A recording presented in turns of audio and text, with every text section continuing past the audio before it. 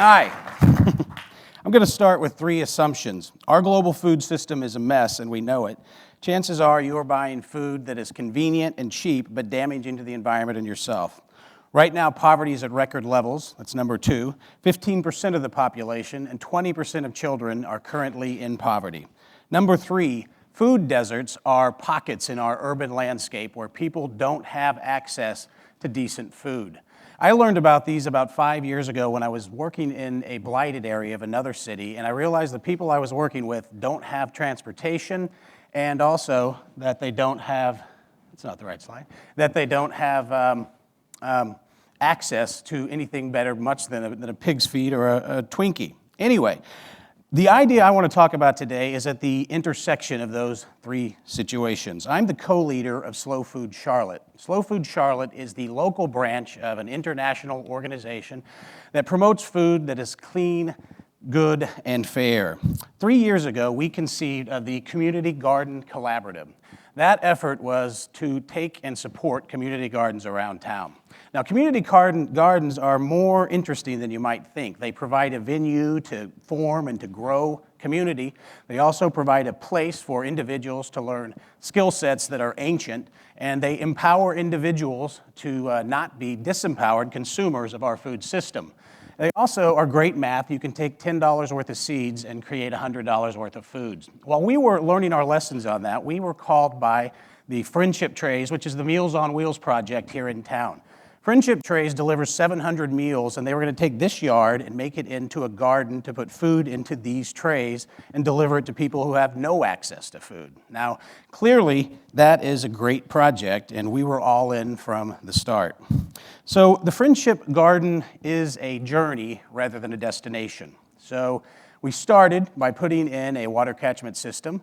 Then we took a lot of pallets we found in the area and we made garden beds out of them. And that was pretty seriously ugly. So we went back and tore out the garden during one of the planting cycles, and we stuck in a much nicer looking garden. And we threw a huge party in order to raise money to pay for that. That was last October. Since then, we have put in composting systems in several different areas, including vermiculture. We've put in logs where we grow mushrooms to put into the trays, and we threaten ourselves daily with bees and fish farming. About a year ago, a couple of members of the Women's Impact Fund, which is a group here in town that does amazing work, called us and told us we should really be applying for one of those grants. And as we wrote that application, we decided that we wanted to create a network of gardens around town and that we wanted to support those where they were long-term and sustainable. So we did that, and the fund was able to fund us for $70,000, which we used to hire a couple of people who do some amazing work implementing this vision. So we are well on our way of our first goal, which was to transplant $7,500 worth of vegetables from the gardens into the Meals at Friendship trays. We've built out 4 community gardens, and they in turn are dedicated to providing the bulk of their food to the trays. More than a garden, we are building a replicable example and a network. We're working on guidelines for when and how to support gardens. We're working on transportation systems to get the food from there back to the kitchen. We're working on guidelines on how to train individuals to provide expertise to these gardens. Now, we are focused on coordinating our efforts with other like-minded organizations and people in our area. We are working with the county jail to take labor from inmates and grow plants for our gardens from seeds that we give them, which is a very rewarding part.